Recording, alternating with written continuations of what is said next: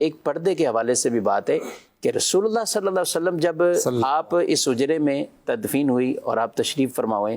پھر 2 سال کچھ ماہ حضرت صدیق اکبر رضی اللہ تعالیٰ عنہ وہ بھی ساتھ میں، ان کو بھی اذن مل گیا اور وہ بھی ساتھ میں ہیں، اور یار غار یار مزار میں بھی ساتھ ہیں، حضور علیہ السلام کے ساتھ ہیں، اور کل کو حوض کوثر پہ بھی ساتھ ہوں گے۔ اب معاملہ ہوا حضرت عمر فاروق رضی اللہ تعالیٰ عنہ کو جب شہید کیا گیا تو اب زخمی تھے، تو یہ ایک بڑا ایک دردناک واقعہ تھا کہ امیر المومنین عمر فاروق رضی اللہ عنہ کو نماز کی حالت میں،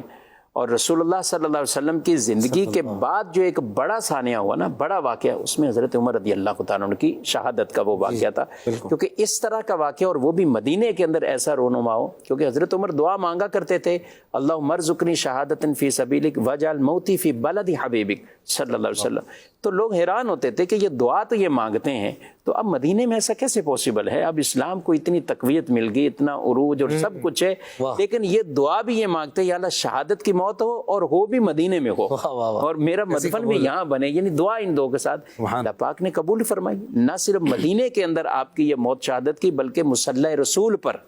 وہ بھی نماز کی حالت میں آپ پر یہ حملہ ہوا، تو کافی زخمی ہوئے تھے، اور ہر ایک مدینے کا رہنے والا بڑی دردناک کیفیت میں تھا۔ تو آپ نے اپنے بیٹے کو بھیجا کہ اگر اماں عائشہ صدیقہ اجازت دے دیں مجھے تو میں اپنے یاروں کے ساتھ وہیں آرام کرنا چاہوں گا۔ تو جب یہ پیغام گیا بی بی عائشہ صدیقہ رضی اللہ تعالیٰ عنہ، آپ دیکھیں یہ بھی ان کی بہت بڑی قربانی تھی۔ آپ نے کہا یہ جگہ تو میں نے اپنے لیے رکھی ہوئی ہے، یعنی یہ جگہ تو میں نے اپنے لیے رکھی، لیکن میں یہ حضرت عمر فاروق رضی اللہ تعالیٰ عنہ کو دیتی ہوں، اور اِثار کر دیا، گویا کہ ہم نے دے دی، کہ پیش کر دی، اور وہ کیفیات اس وقت ایسی تھی کہ انہوں نے یہ پیش کی تو آپ شہید ہوئے، آپ کا وہاں مدفن بنا، آپ بھی تدفین ہو گئے۔ اب اماں عائشہ صدیقہ رضی اللہ تعالیٰ عنہ کہتی ہیں کہ اب جب میں حجرے میں آیا کرتی تھی نا، پہلے میں نارمل آ جاتی تھی، کیونکہ ادھر سرکار صلی اللہ علیہ وسلم ہے، میرے سر کے تاج ہیں، اور ادھر میرے والد ہیں، تو میں عام ہی گھر میں جیسے ہوتے تھے تو میں ویسے ہی نارمل آ جاتی تھی۔ لیکن جب سے عمر رضی اللہ تعالیٰ عنہ میرے حجرے میں مدفون ہوئے ہیں تو میں کبھی بھی حجرے میں بغیر پورے چہرے کو ڈھانپے ہوئے نہیں داخل ہوا کرتی تھی، عمر سے مجھے حیا آتی تھی۔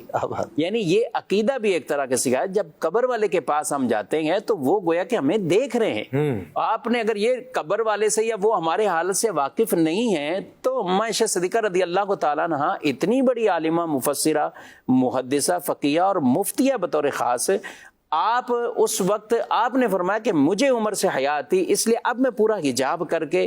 پھر ہی میں اس حجرے میں آتی ہوں۔ تو یہاں ایک پردے کے حوالے سے بھی کتنا ایک اہم ترین درس اماں عائشہ صدیقہ رضی اللہ تعالیٰ عنہ، جو کہ قبر والوں سے بھی یہ کہہ رہی ہیں، یعنی وہ ان سے مجھے حیا آتی تو اس لیے میں نے پورا حجاب۔ تو یہ بڑی سیکھنے کی بات ہے مدنی چینل کے تمام ناظرین، بطور خاص ہماری اور پھر آپ کا خواتین، آپ کا مدفن پھر جنت البقیع میں، جنت البقیع میں آپ کا